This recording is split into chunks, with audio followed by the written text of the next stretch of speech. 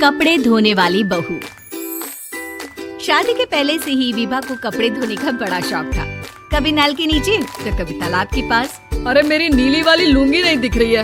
विभा की अम्मा कहाँ रखी है लुंगी? अरे वो तो विभा ने परसों ही धोकर रखी थी आपकी अलमारी में। देखो वहीं होगी। वो ना मैंने आज धो दी, मुझे लगा कि गंदी हो गई होगी। अरे कैसे गंदी हो गई थी? उसे तो मैंने पहना भी नहीं। हे भगवान, इस लड़की के कपड़े धोने की आदत से परेशान हो गया हूँ मैं। जितना तो घर में राशन नहीं आता, उससे कहीं ज्यादा डिटर्जेंट पाउडर का खर्चा है। इसकी शादी करवा दो, शादी। जाए अपने घर में ही करे काम, फिर चाहे घर के कपड़े धोने हो या पूरे गांव की। हाँ ठीक बोल रही हो। देखता हूँ मैं कोई लड़का। वो दिन भी आ जाता है जब विभा को देखने लड़के वाले आ जाते हैं। लड़की मुझे अच्छी लगी। होने वाली सास कहती है, बेटी अगर कुछ पूछना है तो पूछ लो। वैसे तो हमारी लड़की बहुत ही शर्मीली है, जो बोल दो वो मान लेती है, इसे क्या पूछना होगा। अरे कैसी बात कर रही हो माँ, मुझे इन लोगों के घर रहना है, सवाल तो कई है। हाँ हाँ बेटा पूछ लो ना, क्या पूछना है। आप लोगों के घर कपड़े कौन धोता है? सास का मुंह बन जाता है। देखो अगर तुम ये कहना चाहती हो कि तुम्हें कपड़े धोने नहीं आते तो सुन लो, कपड़े मैं ही धोती हूँ, लेकिन तुम्हारे आ जाने के बाद मैं रुमाल तक नहीं धोऊंगी। अरे चुप रहना भाग्यवान। बहू बेचारी घर आई नहीं, उसे डराना शुरू कर दिया। वो क्या है ना बिटिया, अभी तक तो ये कल्लू की माँ ही धोती थी, लेकिन अब तुम्हारे पापा तो दहेज में वॉशिंग मशीन देंगे ही। तभी विभा की माँ बोल पड़ती है, सवाल भी पूछा तो क्या। वैसे भाई साहब, मशीन की तो फिर भी कपड़े धोने की कैपेसिटी होती है। मतलब जो बिटिया दे रहे हैं ना विभा, इसे कपड़े धोने का बहुत शौक है। ये आप लोगों के क्या, आस पड़ोस गांव मोहल्ले सबके कपड़े धो दे और उफ तक ना करे।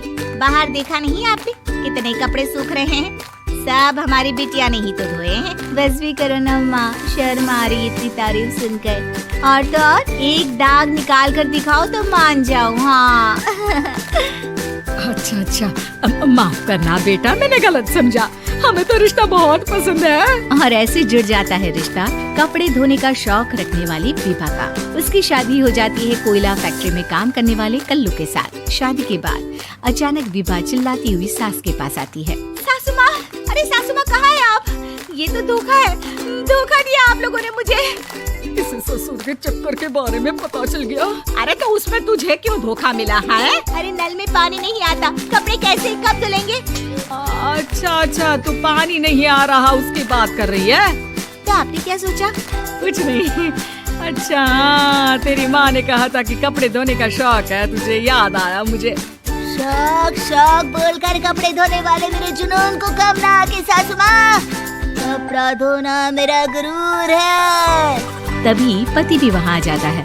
अभी अभी मैंने इसे सनी देओल की फिल्म दिखाई है, उसी के डायलॉग मार रही है माँ। अच्छा सुन, साफ साफ बता रही हूँ, पानी सुबह 4 से 6 और शाम को 10 से 12 आता है, समझी? विभा टाइमिंग सुनकर हैरान हो जाती है। ये क्या भूतों का मोहल्ला है?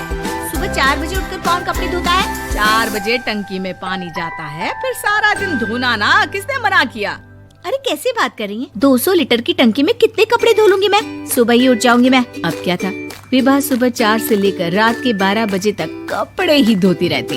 एक रोज सास पड़ोस से निकलकर कहीं जा रही होती है कि साथ वाली कहती है, हाँ कल्लू की माँ, जरा ये बताओ कि 2 साड़ी है, 2 ब्लाउज और एक पेटीकोट और एक नाड़े वाला लंबा कच्छा। हाँ तो? अरे तो क्या, कितना लोगी धुलाई ये बताओ। धोबन दिख रहे हैं हम क्या? हमारे पति सरकारी नौकरी से अभी अभी रिटायर हुए हैं और बेटा सुपरवाइजर है कोयला फैक्ट्री में। धोबन समझ रखा है हमें। हाय रे कल्लू की अम्मा, माफ कर दो। वो तो मोहल्ले में यही सब बता रहे थे कि तुमने बहू को कपड़ा धुलवाने के काम में लगा दिया है। सास को पड़ोसन की बात सुनकर गुस्सा आ जाता है। वो घर पहुंचती है जहां घर के बाहर ही इतने सारे कपड़े सूख रहे होते हैं जितने कि किसी धोबन के घर पर। अरे ओ कल्लू की दुल्हन, बाहर निकल।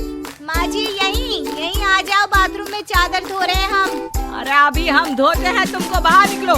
ये आस पड़ोस वाले बोल रहे हैं कि हम बहू से कपड़े धुलवा धुलवा कर उसे कपड़ा धोने वाली बना दिए हैं। अरे छोड़ो ना माँ जी, किन लोगों की बातों में आती हो? आस पास के लोगों का तो काम ही होता है कि वो किसी तरह सास बहू को लड़ा दे। बहू सारे घर के कपड़े धोती है, ये क्या कम है? बोलिए। सास को भी लग जाता है कि वो बहू का ये संकीपन नहीं छुड़वा सकती, इससे अच्छा है कि खुद ही चुप हो जाए। एक रोज सास और बहू मंदिर जाते हैं, जहाँ सास की साड़ी वहाँ खड़ी भीख मांगने वाली से मिलती है। माँ जी क्या बात है? आप आपकी साड़ी उस भिखारन से कितनी मिल रही है ना? हाँ हाँ देखो तो दोनों की साड़ी मिल रही है। क्या बात है कल्लू की अम्मा, तुम खुद को तो अफसर की बीवी बताती हो और ऐसी सिंपल सी प्लेन साड़ी पहनकर घूमती हो। सिंपल और प्लेन नहीं है ये साड़ी। तो क्या सोने के धागे से फूल बने हैं? कुछ भी सासू माँ, कुछ भी। हाँ बने थे इस साड़ी में सोने के धागे से फूल। मेरे पति लेकर आए थे मद्रास से स्पेशली मेरे लिए 10,000 की। ताहे भाई साहब इस भिखारन के लिए भी सेम टू सेम साड़ी लेकर आए होंगे 10,000 की।